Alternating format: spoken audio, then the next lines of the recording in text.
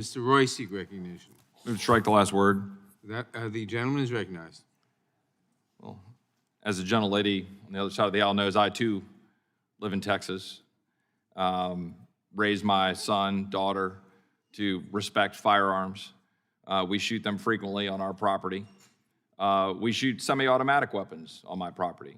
I teach my children how to use them safely. I teach them what they're used for, why we have the ability to have firearms. And yes, we use it for hunting. My son shot his first deer. Would the gentleman yield for a question? Briefly. Yeah, very question. What do you use semi-automatic weapons for?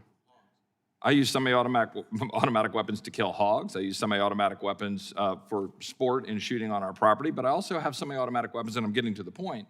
Thank you. Because a semi-automatic weapon is a weapon that you can use for self-defense. It is a semi-automatic weapon that you can use to defend yourself against home invaders, but also, let's be clear, against tyranny. The gentlelady is talking about the Second Amendment in the context of hunting, as if my rights are reduced in the Constitution to a 410 or a single shot or lever action 22, as if that was what was expressly put forth as how we're supposed to be defending ourselves. Gentleman yield again? And let me go ahead and finish my time, sir, unless we want to add more time. Very, very quickly, question. I need more time. Will the gentleman give me another 30 seconds? Yes. Okay, I'll yield. You said that you could use a semi-automatic weapon to fight tyranny. Sure. You mean you'd use it against American troops? The very existence of the Second Amendment is designed purposefully to empower the people to be able to resist the force of tyranny used against them to step over their natural rights given to them by God. That is why the Second Amendment exists. That is very specifically why the Second Amendment exists. And let's be very clear about that.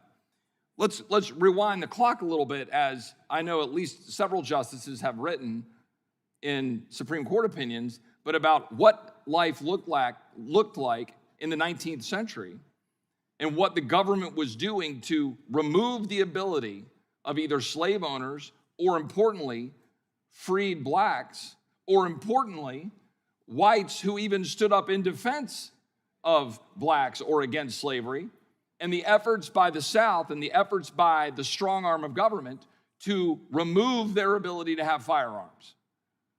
That is an absolute, undeniable, documented, historic fact in our country. As written by Robert Verbruggen in the National Review, and I'm happy to submit this to the record without objection,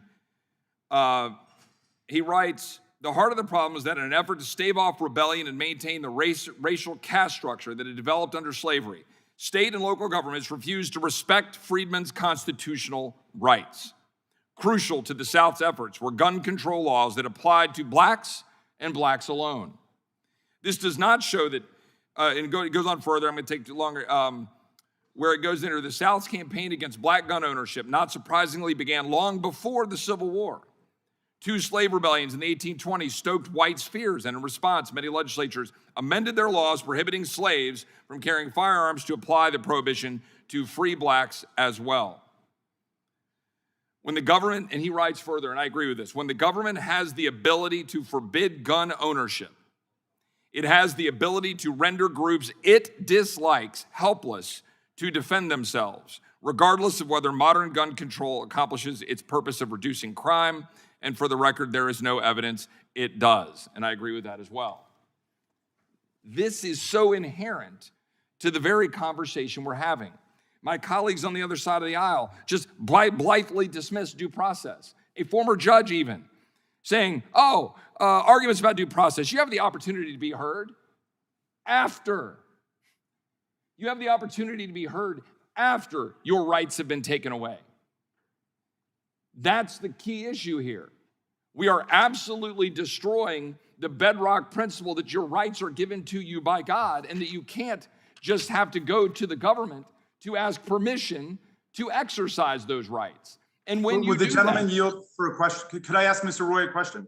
Would you yield for a second? I mean, I need to finish up my time. I already have a few seconds left over from the chairman. I'm happy to engage with you in colloquies later. And I would point out that my colleague from Maryland, again, just sort of rolled over the fact that it was very express in the Supreme Court's ruling that the Second Amendment protects an individual right to possess a firearm unconnected with service in a militia. My colleagues like to continually try to connect that to militia service, but we all know that what a militia looked like in 1775 and 1776. I appreciate that the chairman gave me a little extra time in light of our exchange and questioning. I yield back. The gentleman yields back for what purpose?